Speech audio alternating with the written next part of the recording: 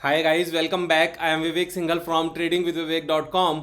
और आज हम बात करने वाले हैं इंडियन बैंक के बारे में। और इंडियन बैंक को चूज करने का रीजन है, इसके रिजल्ट्स भी आए हैं और सारी चीजें एक बार डिस्कस करेंगे। लेकिन आगे बढ़ने से पहले two important points. Number one, कि ये मेरी कोई भी किसी भी तरह की रिकमेंडेशन नहीं है।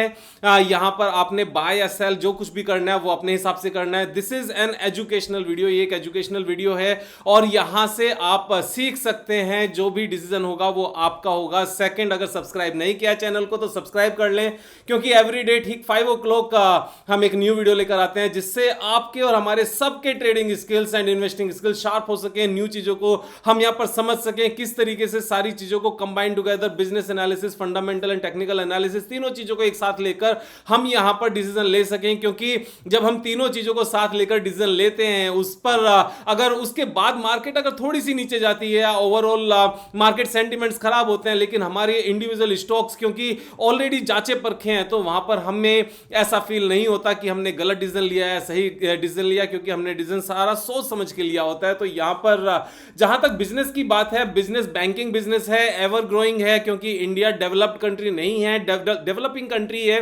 तो ऐसे में क्या होता है, जब तक डेवलप्ड कंट्री नहीं हो जाती तब तक जितने भी बैंक्स हैं सबके पास अमेजिंग फ्यूचर प्रोस्पेक्ट है और यहां से बहुत अच्छे लगातार ग्रोथ रह सकती है और वो रहेगी भी। सभी को पता है, जैसे जैसे सभी लोगों की इनकम बढ़ती रहेगी, बिजनेस बढ़ते रहेंगे और न्यू प्रोस्पेक्ट मिलते रहेंगे, वैसे वैसे बैंकों की ग्रोथ आती रहेगी। अब यहां पर बात करते हैं, सरकारी बैंक है इंडियन बैंक। तो यहां पर सरकारी बैंक में एक बार इसके फाइनेंशियल चेक करते हैं तो सबसे पहले जो निगाह यहां पर जाती है वो जाती है बुक वैल्यू पर। बुक वैल्यू इज 317 और 317 जो बुक वैल्यू है वो मार्च रिजल्ट के बेस पर है, अप टू मार्च 2021, यानी कि जून क्वार्टर के जो रिजल्ट आए हैं उसमें जितना भी गेन आया है वो इसमें अभी तक ऐड नहीं हुआ है। क्योंकि बुक वैल्यू हम जब भी कैलकुलेट करते हैं वो कैलकुलेट करते हैं जो हमारे पास बैलेंस शीट के नंबर्स होते हैं उसके बेस पर कैलकुलेट होती है। क्योंकि बैलेंस शीट हमारी मार्च एंड सितंबर 2 क्वार्टर्स में आती है, तो अभी जून क्वार्टर के रिजल्ट्स आए हैं तो यहां पर सितंबर तक का हमें वेट करना पड़ेगा यहां अपडेट होने के लिए। लेकिन हम कैलकुलेट करके देख सकते हैं कि कितना यहां पर ऐड हुआ होगा। लगभग 13-14 रुपीज यहां पर ऐड हुए होंगे, तो 330 के आसपास आज की डेट में बुक वैल्यू हो गई है। And current price is only 138, means 330 rupees book value है, 138 पर शेयर प्राइस चल रहा है। और अगर उसके नीचे जाते हैं, फर्दर चेक करते हैं, तो क्वार्टरली रिजल्ट्स की अगर बात करें तो लास्ट 4-5 क्वार्टर्स में यहां पर कंटिन्यूअसली अच्छी ग्रोथ है। जो यहां पर रेवेन्यू है वो सुपर रेवेन्यू है। और नेट प्रॉफिट की बात करने लगे तो नेट प्रॉफिट लगातार बढ़ा है और पिछले 2 क्वार्टर्स में, यानी कि मार्च 2021 में and current quarter June quarter में यहां पर 1260 करोड़ का नेट प्रॉफिट है। और अगर यही इसी पेस से आगे चल के सारे अगर नेट प्रॉफिट आने लगेंगे तो आप समझ के चलो 5000 करोड़ का एक साल का नेट प्रॉफिट कब निकल कर आ जाएगा पता भी नहीं चलेगा। इवन अगर हम ये भी देख लें 1260 को भी अगर हम 4 से मल्टीप्लाई कर ले तो भी सिंपल सी ये कैलकुलेशन 5040 करोड़ आती है।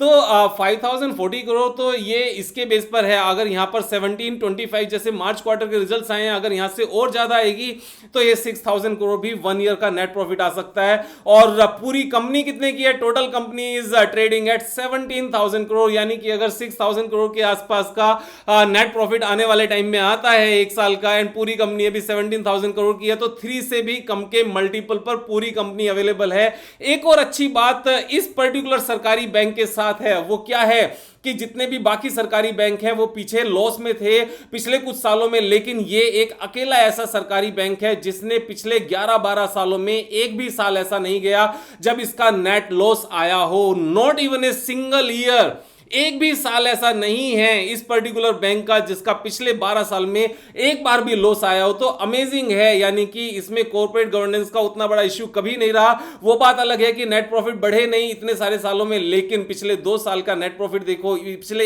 1 साल का नेट प्रॉफिट देखो, एंड करंटली जो एक क्वार्टर का रिजल्ट आया है यहां पर अगर इसको 4 के मल्टीपल में और उसके बाद ग्रोथ देखो तो ये 6-7,000 करोड़ तक का भी नेट प्रॉफिट आ जाएगा, 10,000 करोड़ तक के भी नेट प्रॉफिट आ जाएंगे। क्यों?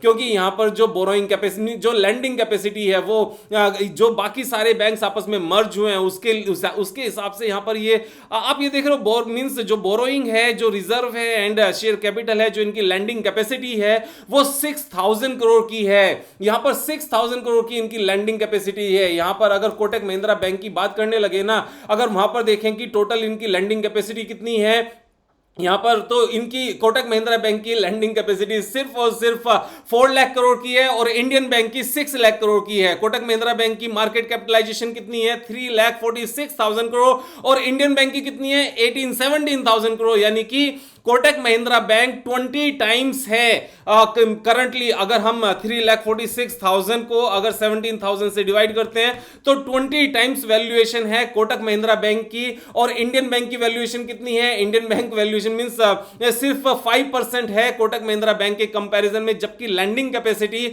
अगर आज की डेट में देखें तो इंडियन बैंक की लैंडिंग कैपेसिटी 50% ज्यादा है कोटक महिंद्रा बैंक से। जो ये इतने वाइड डिफरेंस होते हैं ना private sector bank and public sector bank में, ज्यादा लंबे टाइम की बात होती नहीं है। तो बहुत बार जब मुझसे पूछते हैं ना कि विवेक भाई कुछ ऐसा भी तो बताओ जिसको 4-5-6 साल के लिए होल्ड करके रख लें, वो बात ठीक है कि आप हमेशा बताते हो कि ट्रेडिंग के लिए थोड़ा सा अच्छा रहता है क्योंकि वहां पर हम फास्ट पैसा बनाते हैं, वहां हमारा पैसा जल्दी बनता है, सीएजीआर ज्यादा अच्छी निकल कर आती है, लॉन्ग टर्म लेकर बैठने में ज्यादा अच्छी सीएजीआर नहीं आती। तो ये पर्टिकुलर एक ऐसा स्टॉक है जिसको आप यहां से 10 टाइम्स होने तक भी लेकर रख सकते हैं। लेकिन यहां पर किस बेस पर मैं बात कर रहा हूं, ये सारे टेक्निकल पॉइंट के बेस पर बात कर रहा हूं, मेरी रिकमेंडेशन नहीं है। लेकिन जो वैल्यूएशंस यहां पर नजर आ रही हैं उसके बेस पर मुझे इतना यहां पर समझ में आता है कि इसको मैं 10 टाइम्स के लिए लेकर रख लूं और बीच बीच में जब भी मौके मिलते रहे, जब भी टेक्निकल चार्ट पैटर्न्स बनते रहे, उसके बेस पर ट्रेड करता रहूं। तो इसीलिए मैं मल्टीपल अकाउंट्स रखता हूं। एक लॉन्ग टर्म के लिए थोड़ा सा, जहां तक मुझे लगता है कि इसमें ज्यादा स्कोप है, वहां तक लेकर रखें,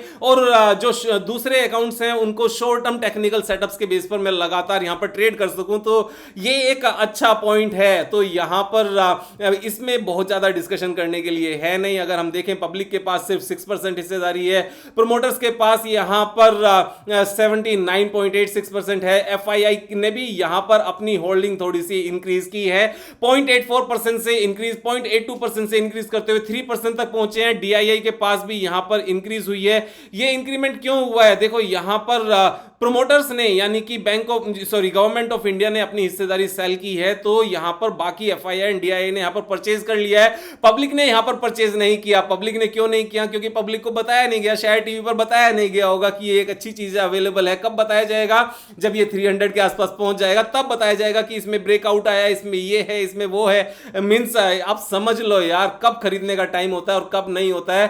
तो ये चीजें हम डिस्कस करेंगे, यहां पर एनालाइज करेंगे, चीजों को समझेंगे, रीड करेंगे, डेटा देखेंगे, तभी तो पता चलेगा। सिर्फ और सिर्फ सुनने से बात नहीं बनती। यहां पर हमें अपने एंड से भी सारे डेटा को चेक करते रहना चाहिए, किसके रिजल्ट आए हैं, कैसे रिजल्ट आए हैं। अब इसके जो रिजल्ट आए हैं वो आज ही आए हैं, और आज ही अगर आप देखोगे, अगर हम जून क्वार्टर के इसके रिजल्ट्स की डेट देखते हैं तो 19 जुलाई जो आज ही है, आज ही इसके रिजल्ट्स आए हैं। एंड यहां पर screener.in ने आज ही इसको अपडेट कर दिया है। और आज ही अगर इसको देखोगे ना तो इतनी मार्केट डाउन होने के बाद भी आज भी इसमें हैवी वॉल्यूम के साथ ये शेयर ऊपर गया था और वापस से सारा रिट्रेस हो गया क्योंकि मार्केट प्रेशर में थी। और लेकिन उसके बाद भी 0.83% प्लस में ही बंद हुआ है। अगर यहां पर टेक्निकल पॉइंट्स की बात करने लगे तो दो टेक्निकल चार्ट पैटर्न यहां पर बनते हैं। एक थोड़ा सा बिग साइज का बनता है, वो बिग साइज का टेक्निकल चार्ट पैटर्न ये है जो कप विद हैंडल पैटर्न है एक लार्ज स्केल पर। और अगर इसमें हम एक बार इसको चेक करें कि कितना निकल कर आता है इसका टेक्निकल टारगेट, तो मैं आपको बताता हूं यहां से इसकी मैक्सिमम डेप्थ हमें लेने की जरूरत है। इसको नेकलाइन तक हम इसको यहां पर प्लॉट करेंगे और इसको यहां से उठाकर नेकलाइन के ऊपर फिक्स कर लेंगे। उसके बाद मेजर करेंगे कि इसका टेक्निकल टारगेट क्या निकल कर आता है। टेक्निकल टारगेट है इसका 253 और करंट प्राइस से लेकर 253 तक की अगर मेजरमेंट करेंगे हम यहां पर तो ये निकल कर आता है 82%। तो 82% तो यहां पर टेक्निकल बेसिस पर है। दूसरा हमारा टारगेट क्या निकल कर आता है, जो हमारा इसका बुक वैल्यू है जो 330 के आसपास निकल कर आता है। तो 330 के आसपास अगर बुक वैल्यू है तो वहां तक अगर लेकर जाएं तो ये 100% से भी ज्यादा का एक गेन निकल कर आता है। यहां से लेकर यहां तक 136-37% के आसपास का ये पोटेंशियल गेन निकल कर आता है। और उसके बाद में अगर हम एक शॉर्ट टर्म की बात करने लगे तो यहां पर शॉर्ट टर्म में भी एक यहां पर कप विद हैंडल पैटर्न ही बना है। अगर आप ये देखोगे तो cup with handle pattern actually this is under formation, ये पूरा नहीं बना है। तो यहां पर कप बन चुका है और यहां पर हैंडल बनने की तैयारी है, और हैंडल बनने के बाद में अगर इसको भी सेम तरीके से मेजर किया जाए, यहां से मैक्सिमम डेप्थ को पिक करके इसके ऊपर लगाकर अगर प्लॉट किया जाए, तो आपको पता चलेगा कि इसका एक्चुअल में जो वेरी शॉर्ट टर्म टारगेट है, टेक्निकल टारगेट, वो क्या निकल कर आता है, वो निकल कर आता है 215, एंड करंट प्राइस से लेकर 215 तक का जो अपना पोटेंशियल टारगेट है, पोटेंशियल गेन है, दैट इज 54%। तो ये 54% मुझे नहीं लगता it will take more than 3 months. मेरे हिसाब से ये 54% 3 मंथ्स के अंदर अंदर यहां पर मिल जाएगा। ये मेरी एक्सपेक्टेशन है, क्योंकि जितना मैं चार्ट्स को रीड कर सकता हूं, जितना मैं समझ सकता हूं, उसमें 3 मंथ से ज्यादा नहीं लगने वाले हैं। आप अपने हिसाब से ट्रेड करेंगे, मैं अपने हिसाब से ट्रेड करूंगा। कल फिर मिलेंगे एक न्यू वीडियो के साथ, तब तक मजे करो यार। Thank you so much, have a nice day.